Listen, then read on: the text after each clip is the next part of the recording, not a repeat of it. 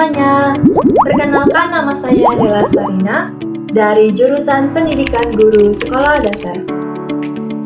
Pada kesempatan kali ini, saya akan menyampaikan hasil pandangan saya mengenai pembelajaran IPS di sekolah dasar, mulai dari kondisi saat ini, relevansi materi, kemampuan guru, hingga tantangan di era digital.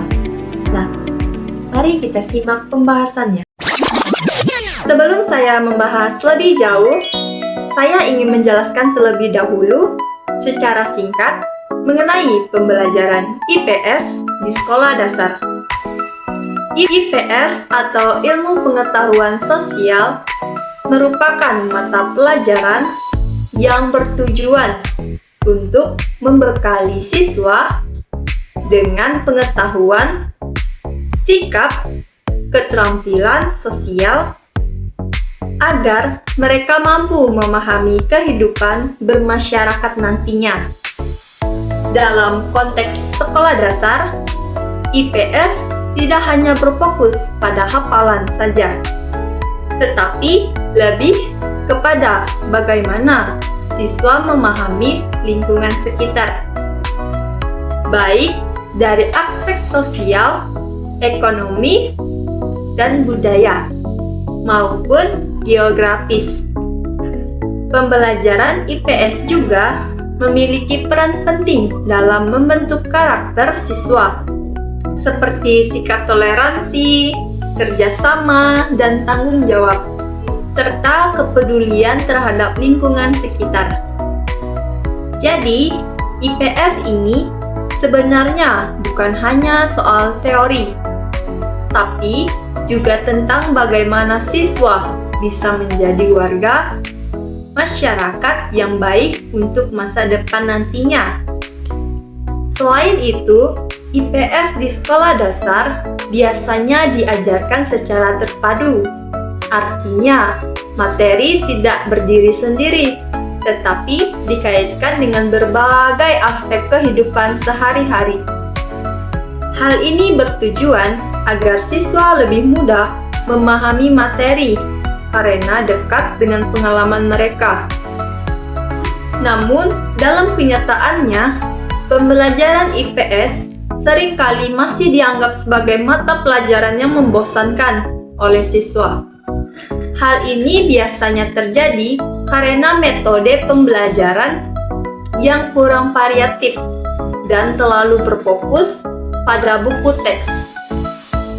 Padahal, jika dikembangkan dengan pendekatan yang tepat, IPS bisa menjadi salah satu mata pelajaran yang menarik karena berkaitan langsung dengan kehidupan nyata siswa.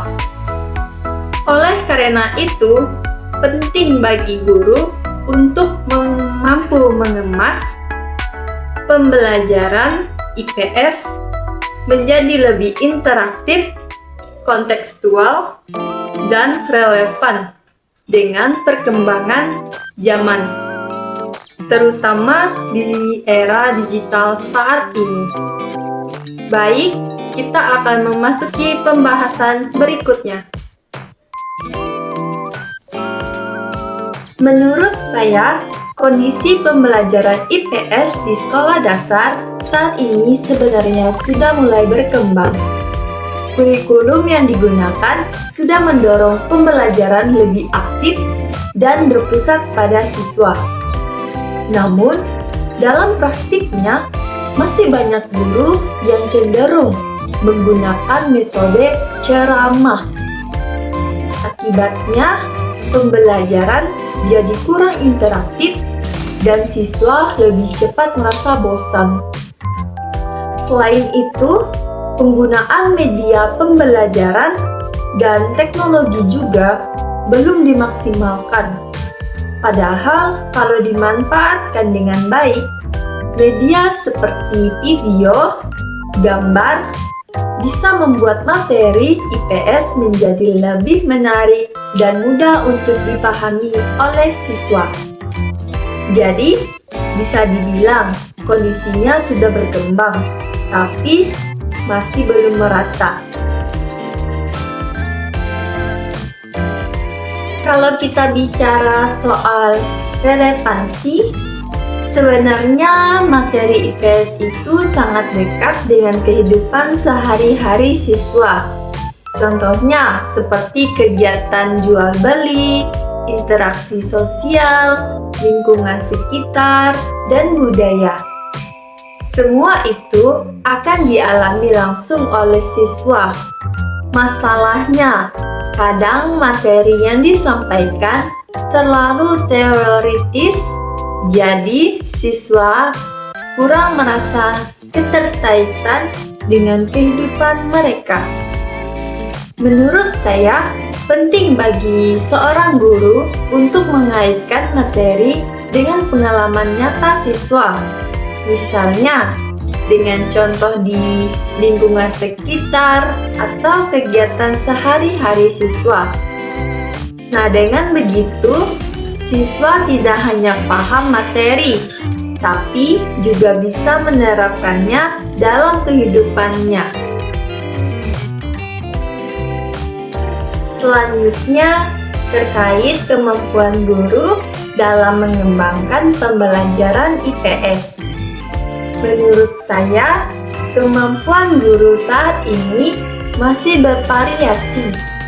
Ada yang sudah kreatif, inovatif, misalnya menggunakan diskusi, kerja kelompok, atau media digital.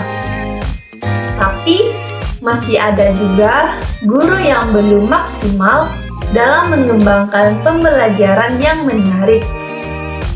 Hal ini bisa disebabkan oleh beberapa faktor, seperti kurangnya pelatihan, keterbatasan pengalaman, atau belum terbiasa menggunakan teknologi. Jadi, peningkatan kompetensi guru sangat penting, terutama dalam hal metode pembelajaran dan pemanfaatan teknologi.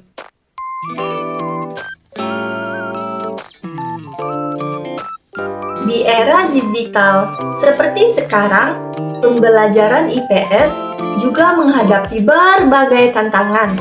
Salah satunya adalah rendahnya literasi digital, baik dari sisi guru maupun siswa. Selain itu, banyaknya informasi di internet juga membuat siswa harus bisa memilah mana yang benar dan mana yang tidak. Tantangan lainnya adalah penggunaan gadget yang lebih sering untuk hiburan dibandingkan untuk belajar. Dan juga masih ada kesenjangan akses teknologi di beberapa daerah. Namun, di balik tantangan tersebut, sebenarnya ada peluang besar. Teknologi bisa dimanfaatkan untuk membuat pembelajaran lebih menarik, seperti melalui video pembelajaran atau media interaktif. Nah, sebagai penutup dari pandangan saya, pembelajaran IPS di SD perlu terus dikembangkan agar lebih menarik, relevan, dan sesuai dengan perkembangan zaman. Guru memiliki peran yang sangat penting dalam menciptakan pembelajaran yang bermakna, terutama dengan memanfaatkan teknologi secara bijak. Sekian yang dapat saya sampaikan. Thank you for watching.